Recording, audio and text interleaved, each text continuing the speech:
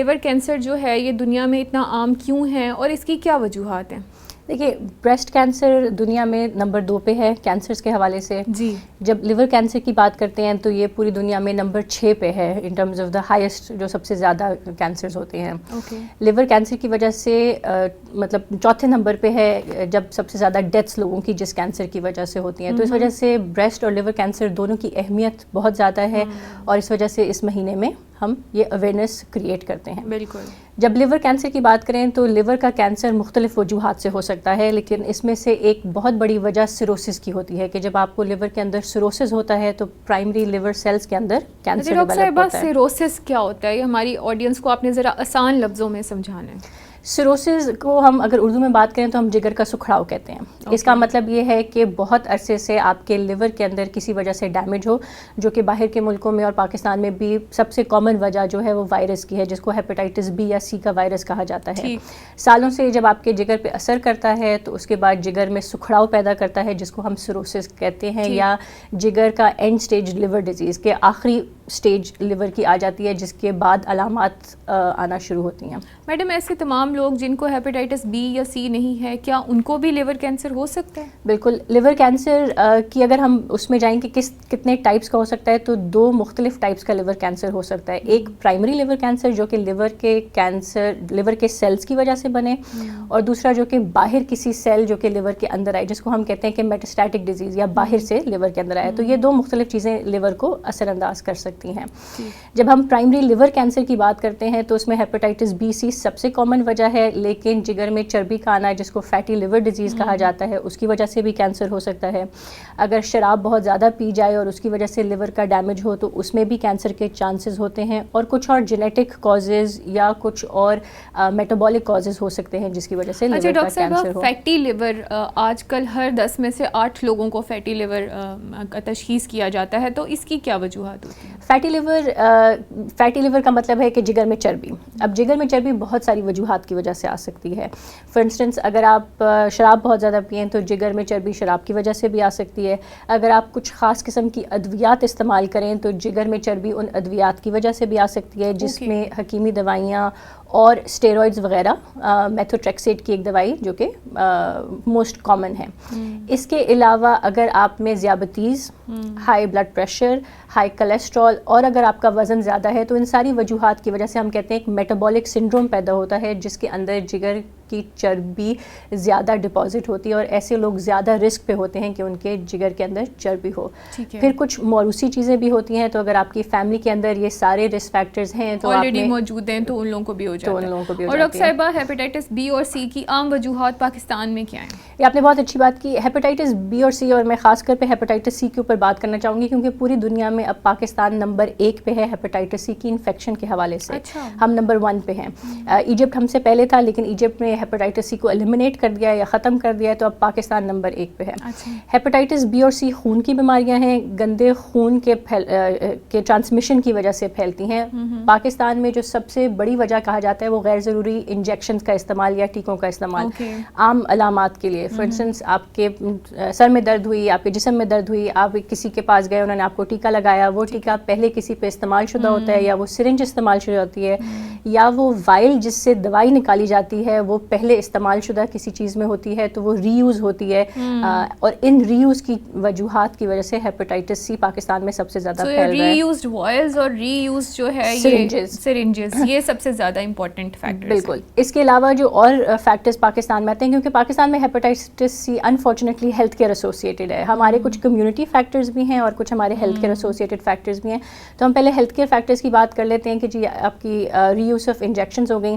پھر جو جیسے دانتوں کا اگر علاج کرانا ہے یا کوئی آپریشن کرانا ہے، اس کے جو آلات ہوتے ہیں وہ پراپر طریقے سے اسٹیرائل نہیں ہوتے ہیں.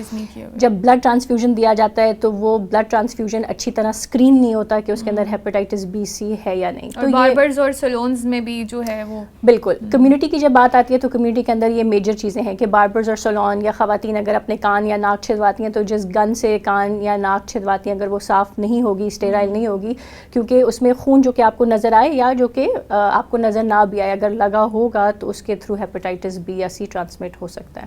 بالکل ٹھیک. اچھا ڈاکٹر صاحبہ، ایک دفعہ ہیپیٹائٹس بی یا سی ڈائگنوز ہو گیا, اس کی تشخیص ہو گئی, اس کے بعد مریض کا کیا پہلا آپ سمجھتی ہیں کہ ضروری کام ہے ڈاکٹر کو کنسلٹ کرنے کے ساتھ ساتھ کیا کرنا چاہیے مریض کو؟ اس میں جو سب سے ہم اس طرح کہہ سکتے ہیں جو ٹریجڈی والی بات ہے کہ جب ہیپاٹائٹس بی یا سی مریض کو لگتا ہے تو 90% لوگ جو ہے نا وہ ہیپاٹائٹس بی یا سی کے علامات یا سمٹمز نہیں ظاہر کرتے.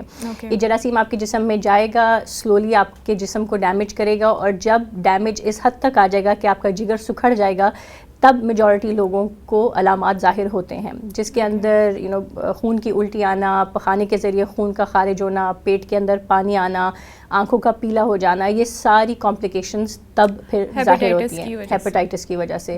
تو ہم یہی ریکمینڈ کرتے ہیں, اور خاص کر کے اب چونکہ پاکستان میں ہیپاٹائٹس سی کی تعداد لوگوں کی اتنی زیادہ ہے, ہم نیشنل گائیڈ لائنز بھی آئی ہیں جو کہ پرائم منسٹر نے بھی انیشیٹ کی ہیں, جس میں انہوں نے کہا ہے کہ ہر پاکستانی کو ایک دفعہ ہیپاٹائٹس سی کے لیے اسکرین ضرور ہونا چاہیے. تو ہیپاٹائٹس بی سی کس کو ہو سکتا ہے؟ ہم نے ہیلتھ کیئر رسک فیکٹرز بتائے, کمیونٹی کے رسک فیکٹرز بتائے.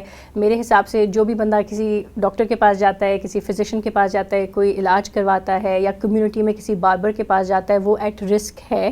اس کو چاہیے کہ وہ اپنے آپ کو so basically all of us are at risk نا, ہم سب ہی ایٹ رسک ہیں. Absolutely, ہم سب. اچھا میڈم, ایک اور بات جو میں آپ سے پوچھنا چاہوں گی کہ کوئی ایسا اس کی آپ علامت بتائیں جیسے ایک عام انسان کو نہیں پتا کہ اگر اسے ہیپاٹائٹس ہے یا وہ جگر کی کسی بیماری کا شکار ہو چکا ہے, تو ایسے کون سی ٹریگرنگ علامات ہو سکتی ہیں کہ جن کو دیکھ کے فوری ڈاکٹر کو رجوع کرنا ضروری ہوتا ہے ہیپاٹائٹس کے کیس میں؟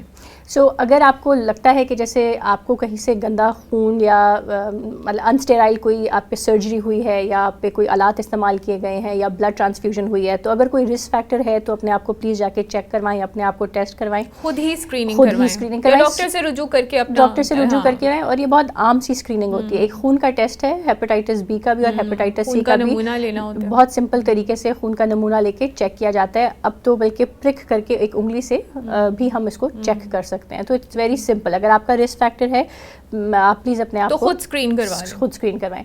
دوسری بات جو آپ نے علامات کی چونکہ میں نے بتایا کہ 90% لوگوں میں علامات ایز سچ آتی نہیں ہیں. 10% لوگوں میں جو علامات میں نے بتائی, اگر آپ کو وہ آ رہی ہیں تو آپ فوری اپنے نیئرسٹ ڈاکٹر سے رجوع کریں اور اپنا ہیلتھ چیک اپ کروائیں.